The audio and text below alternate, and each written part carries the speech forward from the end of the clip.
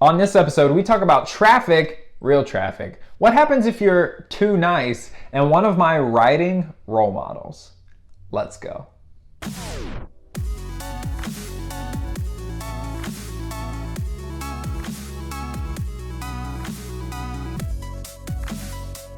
Hey everybody, and welcome to Finish Friday, the show that helps more creative people change more lives. I am your host, Todd B. from Tennessee, and I created this show because on a scale of 1 to something called the Bikini Body Guide workout, being creative is hard, and finishing those things is even harder. So yeah, I'm doing something called the Bikini Body Guide workout.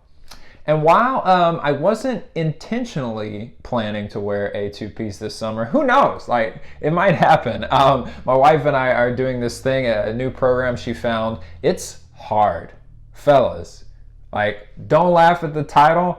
Yesterday, I was over there on the floor, like, not able to get up because of the insane amount of squats and jumping around, and it's no joke. And by the way, working out with your significant other, big plus. Big plus. So many benefits, obviously the health stuff, but you guys know I'm a huge fan of monogamous relationships in general. And so anything that you could do together, I think increases that bond and is well worth the effort. So that's what's going on in my life. Let's get into today's topic.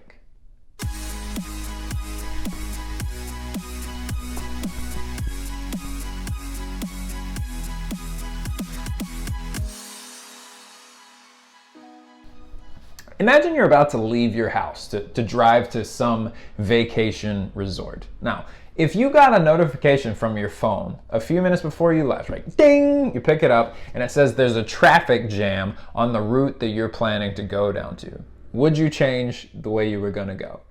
Of course you would. You would either decide to take a different route, or you would at least be prepared to face that traffic jam. Now, imagine the opposite scenario, where you're heading somewhere you really want to be, you don't know there's a traffic jam coming, and all of a sudden, out of nowhere, you run up into all of that traffic and you have all of these delays. You would not be at ease like you would before. You might find a different route, but it would be very frustrating and very stressful for that kind of a situation to just appear like that.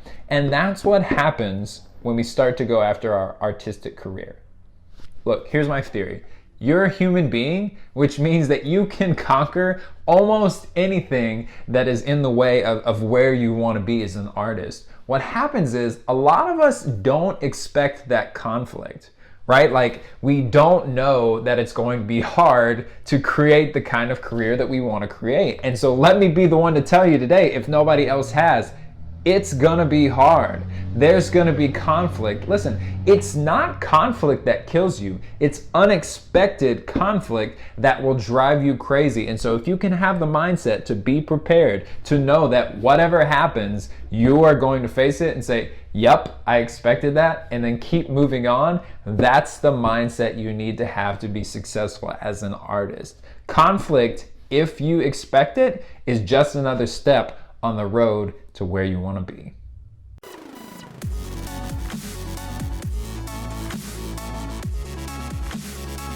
Today's question of the week comes in through email from Sadaf. You guys can ask a question to the show anytime about writing, social media, or life in general by emailing todd@toddbryson.com, or put a comment down below, or hit me up on Twitter @ToddBryson. Ask your question and I'll do my best to get it on the show.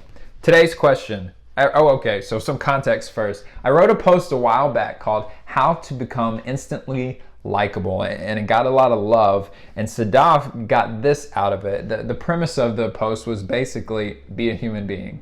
Be interested in other people, always ask about how they're going, and genuinely care about someone else's life. Sadaf asks, I agree with what you've written and practice it at times too. However, I feel like sometimes good people are taken for a ride. They are ridiculed for being so good and are oftentimes used. What do you think? Well, Sadaf, here's what I think. I think that in general, you'll always come out ahead being nice. I really do believe that. And yeah, sometimes people are taken advantage of. And yeah, there have been times in my life where I've kind of been a doormat for those kinds of things and been stepped on because I was nice and because I was kind of naive to what was going on. But in my opinion, you're always going to win caring about someone else. Look, you guys know I do this show every week because I love you. Like, I legitimately show up because I want to activate artists. That's my whole purpose. That's why I'm here. That's why I'm putting in this time, even though I get constantly stomped on in comments and responses and whatnot for people who think I'm Mr. Sunshine Guy and am too naive. But at the end of the day, I'm not worried about those people because I'm here for you, and I'm here to show up and be nice and care about your individual lives. All of you who are commenting on these videos before, I honestly consider you a friend. Like, for real. I think especially Don and Tessie and Funky Monkey and Mr. Radio and Just Good Vids. Like, I see you down there and we have this vibe going on. And so, Sadaf, I think that you can't go wrong, and the odds are overwhelmingly in your favor if you just care about everyone in your life without a single ounce of restraint.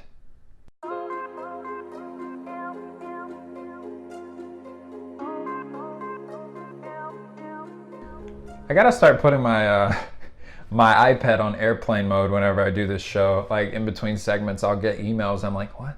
What is that? I don't want to deal with that right now.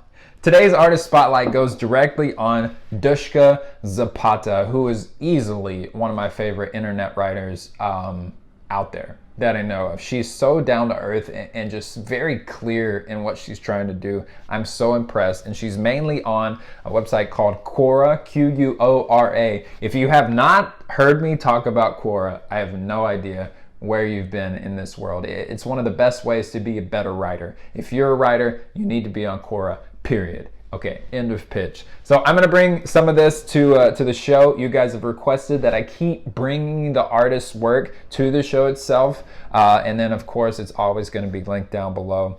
I had to read this one because it's so good.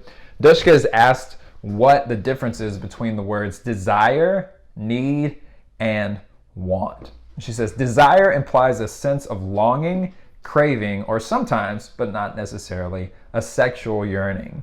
Need is a requirement, a requisite, something necessary, like water, like air, like food, not like him.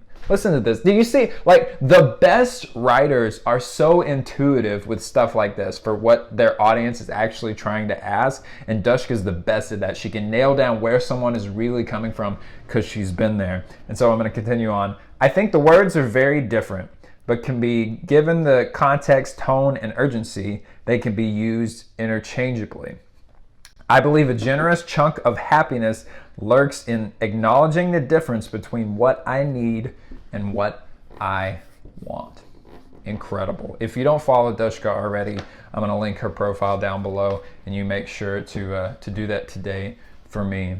Thank you so much for being here as always. You guys, it continues to amaze me how much the show is growing, and I really feel like this community is so tight-knit.